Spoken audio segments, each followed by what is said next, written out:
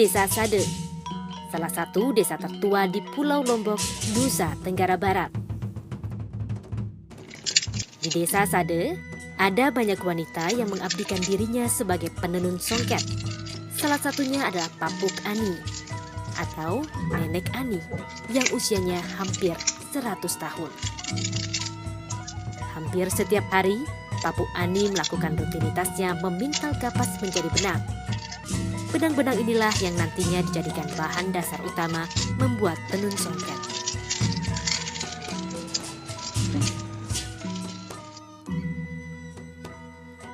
Untuk menghasilkan tenun songket yang baik, ada sejumlah tahapan yang harus dilakukan.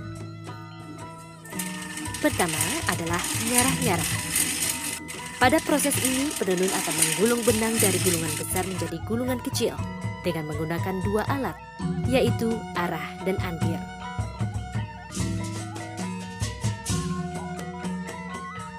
Tahapan kedua adalah ngane, yaitu menggulung benang lungsi dengan alat bernama ane, yang panjangnya disesuaikan dengan panjang kain yang akan dibuat.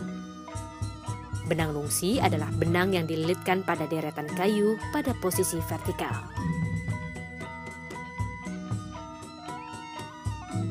Selanjutnya proses ketiga adalah suri, yaitu memasukkan benang lungsi ke lubang sisir.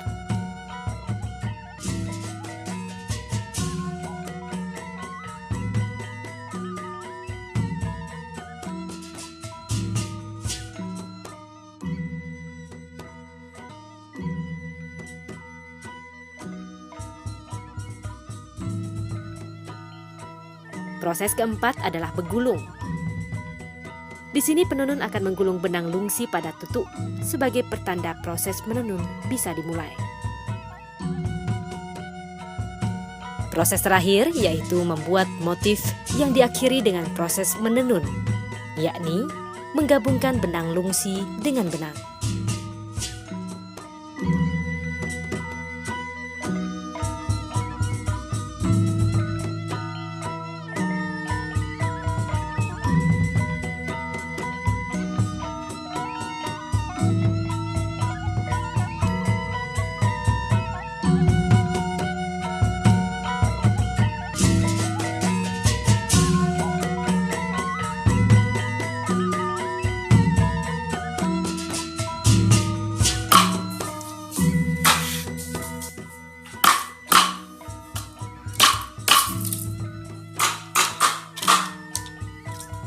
Di Pulau Lombok, terdapat puluhan desa yang hingga kini masih mempertahankan tradisi menenun.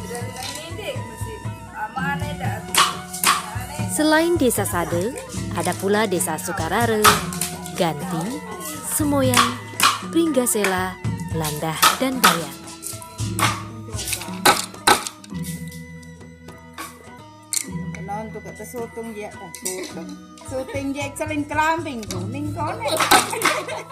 Saking banyaknya jumlah penenun, desa-desa ini akhirnya dijadikan sebagai sentra industri tenun dan pariwisata di Pulau Lombok. Desa-desa ini seringkali dikunjungi wisatawan, baik lokal maupun mancanegara.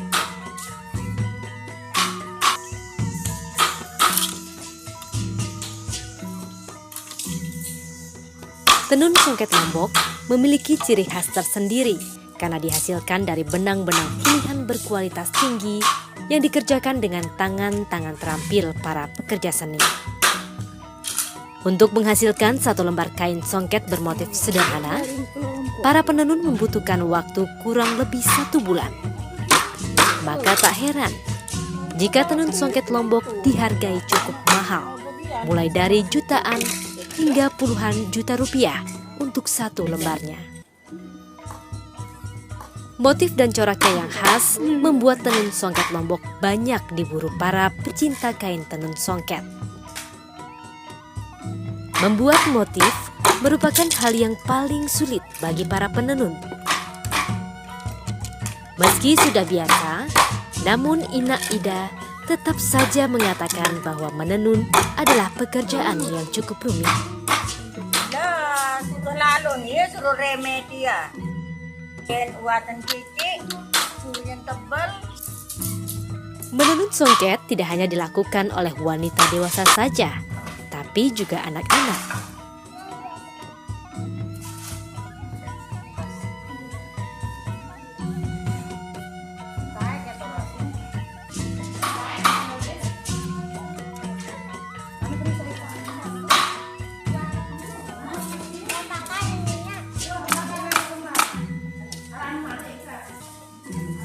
Di Pulau Lombok, anak-anak kecil sudah dilatih menenun sejak dini, seperti halnya yang dilakukan oleh Iin.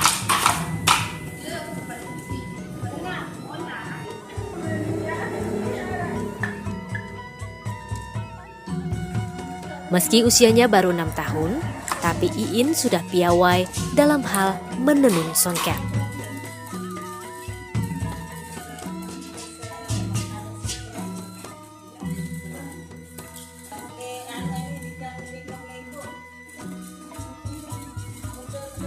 Hal yang sama juga dilakukan oleh anak-anak lainnya di desa ini. Anggra misalnya. Sejak kecil, Anggra dikenalkan dengan dunia tenun-menenun oleh orang tuanya. Karena sering berlatih, Anggra pun akhirnya bisa menenun selendang sendiri.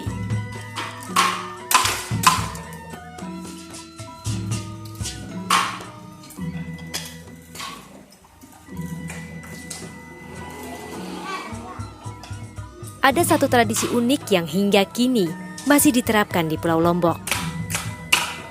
Di pulau ini, para gadis baru bisa menikah ketika mereka dianggap mahir menenun songket.